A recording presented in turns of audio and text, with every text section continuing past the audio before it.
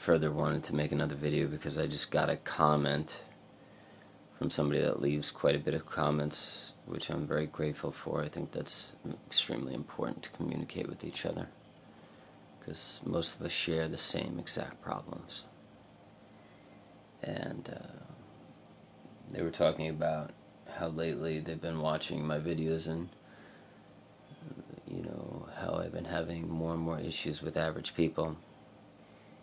And they were talking about how, something about how,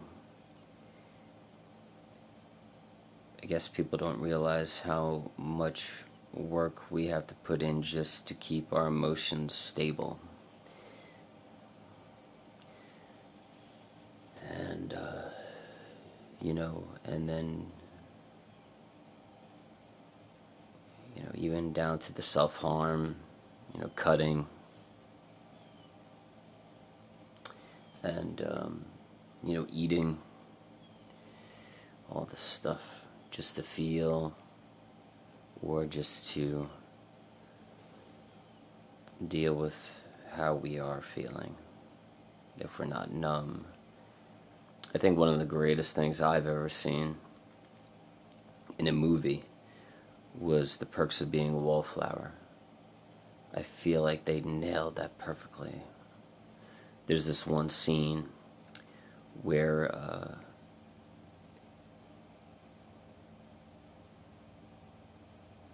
the kid that's the star of the movie, he's been rejected by all of his friends because he did something that was not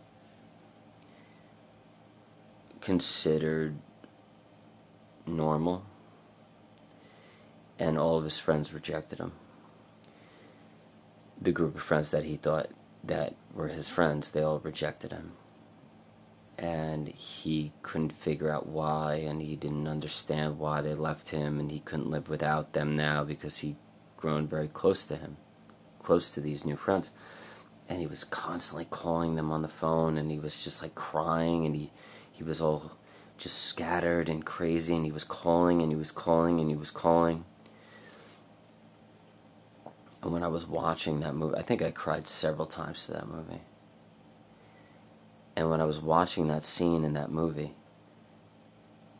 I was like, whoever this director is, and whoever, this kid is that's acting this role. He was also Percy Jackson in the Percy Jackson movies. I'm like, this kid, he's performing this to such a great degree. Like, he must have had some form of either illness or illness in the family, or he must have studied people, because he did such a good job with it. God, it's such a good movie. And Hermione Granger from the Harry Potter movies, she's in it, and I'm a huge fan of Hermione Granger, dude. What a great movie! What a great movie! If you've never seen Perks of Being a Wallflower, and you have a mental illness or a personality disorder, or you have like complex PTSD or PTSD, I highly recommend watching that movie. I think it's even on Netflix or Hulu right now, but do yourself a favor and watch it. It's an amazing movie. And then I received 2 more comments after 2 people watched my last video, 115. One person said that they were single. I guess they broke up with, or somebody broke up with them or something like that. And and another person, was like, you should move to,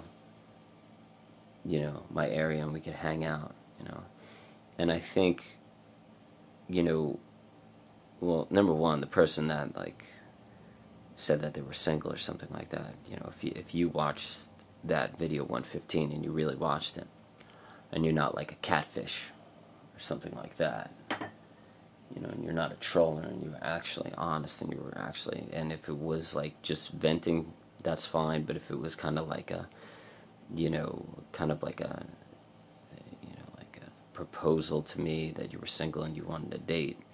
I think that's very interesting after watching what was it, 118? Yeah, 118. Because, I was all over the goddamn place.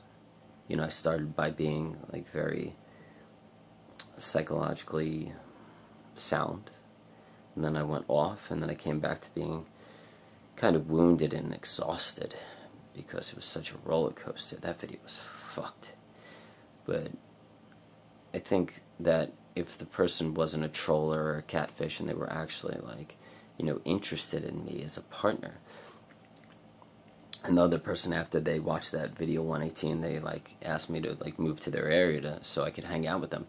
I think the reason for such things, if both people were, openly serious or whatever to that, is because people just want to be around like-minded people.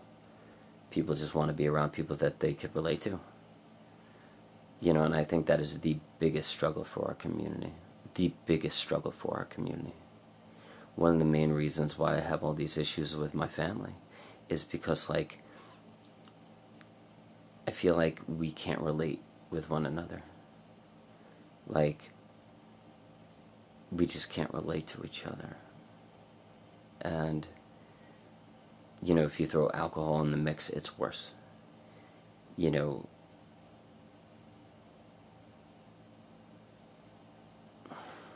And I feel like they don't really understand me. I have a lot of difficulties understanding them. And I think that's the major riff. Is that, like, when you don't understand people, and you're not like-minded, and you can't really relate to them. Like, when I talk about average people, like, I think the major issues I have with average people is that, like, I can't relate to them. Like, I don't understand them. And I think when you live a life where you're being rejected by people that are like the average people, whether it's the kids at high school, the kids in elementary school, the kids in middle school, in your 20s, at college, being older, people giving you these looks on the street like there's something wrong with you, feeling like they're judging you, like they don't want you around, or they look at you like you're a cockroach or like some other species that's not as good as them, that you're below them. Like, when you feel that way, and you're rejected by people, and you feel that way, where you feel like you're being looked down at, and like you're lesser than, and they're better than you, and they think that they're better than you. There's only so much of that you could take before you're like, oh, God, man. And you either internalize it and you feel awful about yourself, or like it builds and builds and builds and builds over the years until you get to the point where you become like who I was in the last video, in video 118, where you're just like, it was actually quite comical because, like, when I broke my dog, I said, like, good, I'm glad I broke my dog because, like, it was probably made by average people, and it's just like, it was stupid. And when I watched it, I laughed because it's just like, your internal issues with these people, these average people, are so far gone that, like, you've really gotten to the point where, like, you think, or that if they no longer existed, your life would be so much better. Like, you'd be happier. Your life would be easier. You wouldn't feel like shit as much. People wouldn't see you as this awful person with terrible behavior. You'd probably have less anger. You'd probably be triggered less.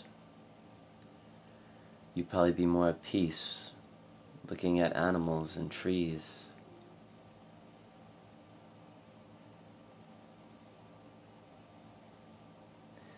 life would be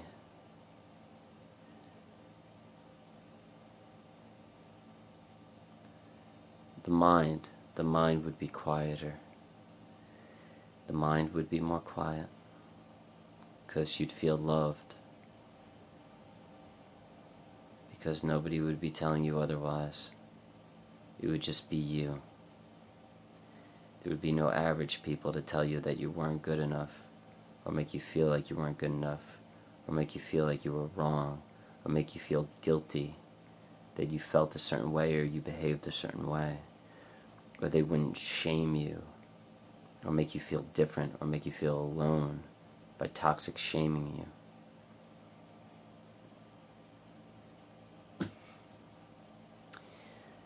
And I'm going to end the video with that one. This is going to be a 13-minute one. Ho, holla!